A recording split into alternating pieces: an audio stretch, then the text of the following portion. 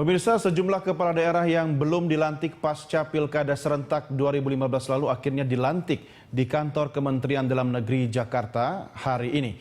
Namun terdapat tersangka korupsi yang ikut dilantik menjadi kepala daerah. Bagaimana dengan berita selengkapnya? Saat ini reporter kami Aditya Warman dan juru kamera Satria Eko Atmojo berada di Kementerian Dalam Negeri. Ya Adit, siapa saja kepala daerah yang ternyata berstatus tersangka tapi hari ini dilantik? Ya Doni, saya sedang berada di Kementerian Dalam Negeri Republik Indonesia. Tepatnya baru saja berlangsung pelantikan Bupati dan Wakil Bupati serta Wali Kota dan juga Wakil Wali Kota pemenang pemilihan Pilkada serentak tahun 2015 untuk Provinsi Sumatera Utara dan juga Provinsi Riau. Dan benar Doni, memang ada beberapa nama dari ke-8 pasangan yang dilantik ini yang merupakan salah satunya tersangka yang ditetapkan oleh Komisi Pemberantasan Korupsi beberapa waktu lalu. Ialah Bupati Rokan Hulu terpilih Supraman yang diundur pelantikannya beberapa waktu lalu oleh Kementerian Dalam Negeri karena tersandung masalah penggelapan dana dan korupsi di RAPBD Provinsi Riau pada tahun 2014 tahun 2015 yang lalu.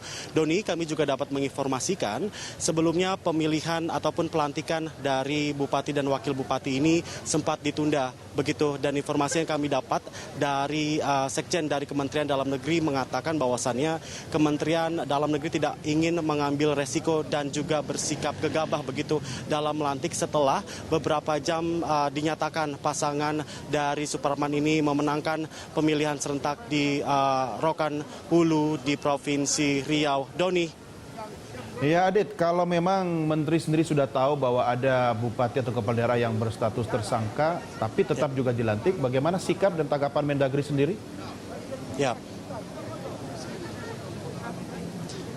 Mendagri Cahyokumolo memang tetap berdiri bersikeras begitu, Doni dan juga pemirsa, bahwasannya Kemendagri tetap berdiri pada konstitusi, dan secara konstitusi memang pasangan bupati dan juga wakil bupati yang sudah dilantik dan dinyatakan sebagai tersangka oleh Komisi Pemberantasan Korupsi tersebut belum memiliki status hukum, dan hal inilah yang dijadikan alasan dari Mendagri untuk tetap melantik begitu, walaupun tadi pelantikan bukan langsung dilantik oleh Mendagri tetapi dilantik oleh PLT Gubernur Riau yang sekarang diduduki.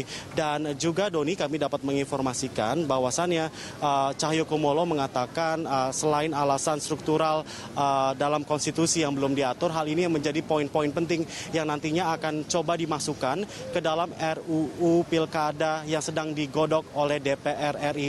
Bahwasannya orang-orang yang memiliki status tersangka dan juga sudah terpilih begitu ataupun menang di daerahnya masing-masing, apakah nanti boleh dilantik, karena masih belum adanya hukum ataupun peraturan yang mengatur secara ketat masalah ini. Maka dari itu pasangan dari Bupati Bupati dari salah satu pemilihan yang menang di Provinsi Riau ini tetap dilantik hari ini di Mendagri Jakarta. Doni.